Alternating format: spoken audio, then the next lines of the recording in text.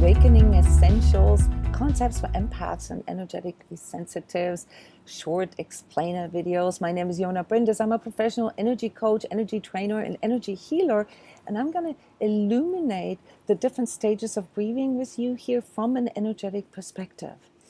All right, what is the significance of the different stages of grieving here for us as self-healers? Every time we go through a learning, through an integrating of things, of new things, there is something that we have to let go.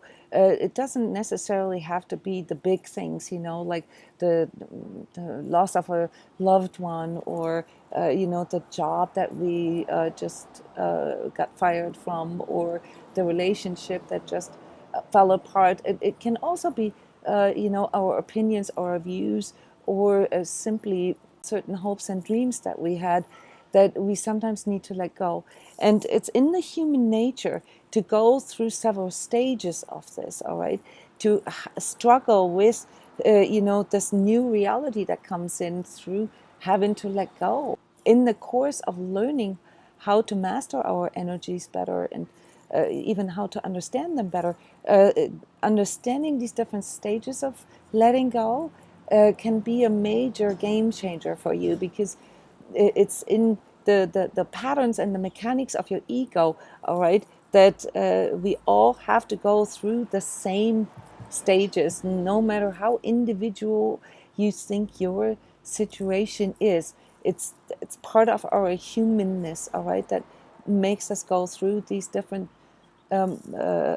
emotional, mental, physical, and spiritual challenges. Some of us can go through this very quickly. We can transcend things, within a couple of minutes or a couple of hours. And some of us can get stuck in any of these stages for days or weeks or years sometimes. All right. That's why it's really, really important for you, if you want to really know what these different stages of awakening are, to see the connection here. Because when you awaken to a new reality, when you awaken to new things within yourself, that means that you also have to let go of old beliefs. This is a normal thing. Every time we learn something new, we have to revise and let go of something old. And in essence, that's how evolution works, all right? But internally, this is how our inner confliction works. And so let me just go through this here with you real quick. The first stage is the resistance stage. This is where we go into denial. Okay, I'm sure you all know this. Something happens, or you realize something, and there's this part in you that says, no, this can't be. All right.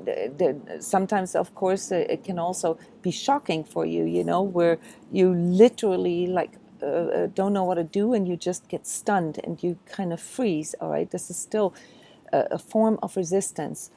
This is when you get overwhelmed by whatever, the insight or the event is.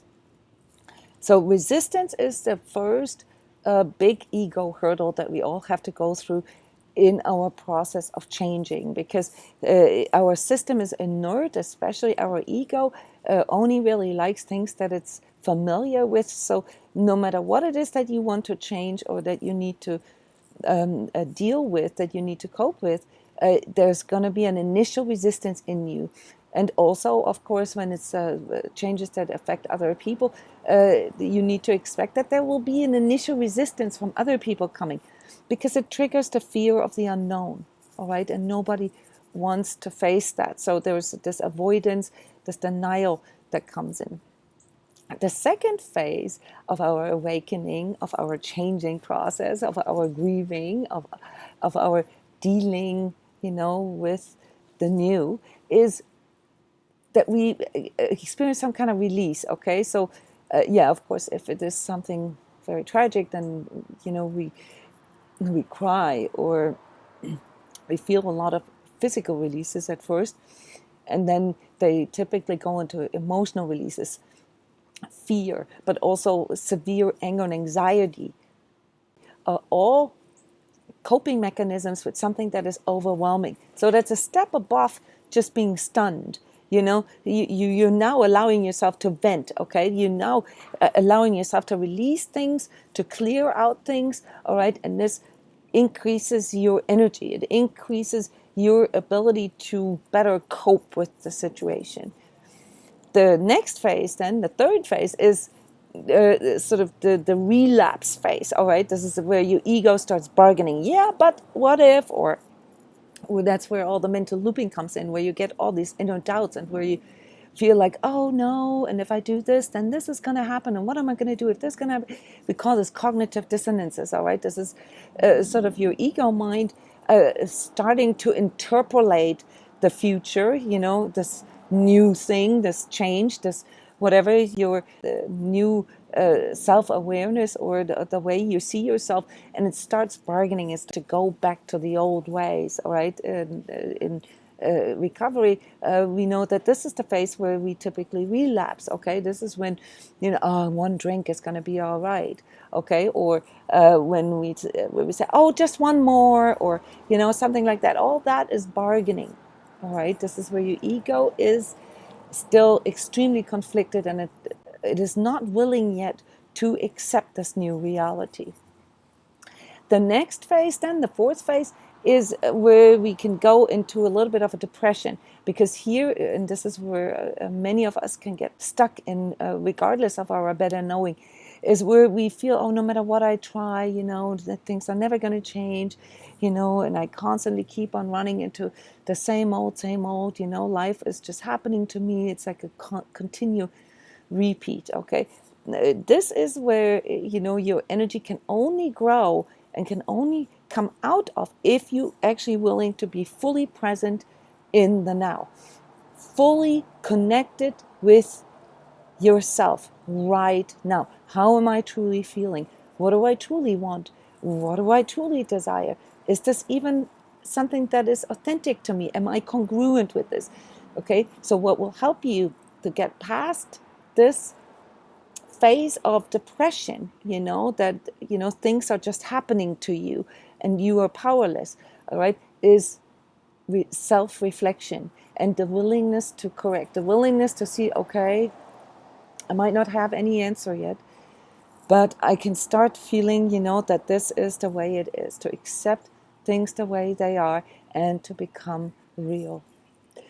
The fifth phase then is where you now have the energy and the courage, to venture out, to try new things, to explore your options, to see what this can bring, an opportunity maybe, to see that this change, could actually help you to grow. It can help you to express who you truly are, and you begin to interact with whatever this change or this new insight or this situation is bringing for you, okay? This is more of a responding now rather than reacting like you did in the first two phases, where you just like were stunned or where you tried to cope.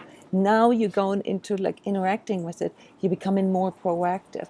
And then the last phase of grieving, of transcending, of healing, which is all the same, okay? Awakening, evolving, right, is the integration phase. This is when you finally accept things the way they are, when you finally accept, okay, this is done with, all right, this marriage is over, or this job is no longer good for me, and I'm glad that this happened, or when you begin to reframe your experience, you no longer see this as a tragedy or as a drama. You begin to see the new opportunities that are coming in for you, and you begin to feel new hope.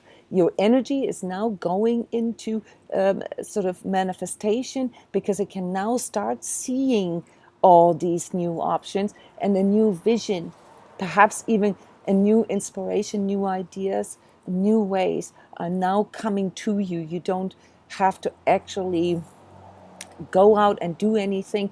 You're starting to integrate and to assimilate all of this.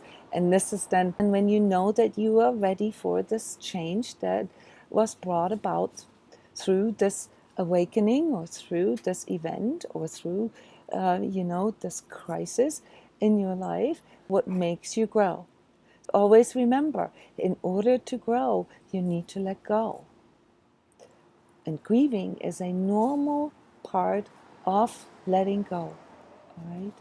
No matter what triggered you to let go.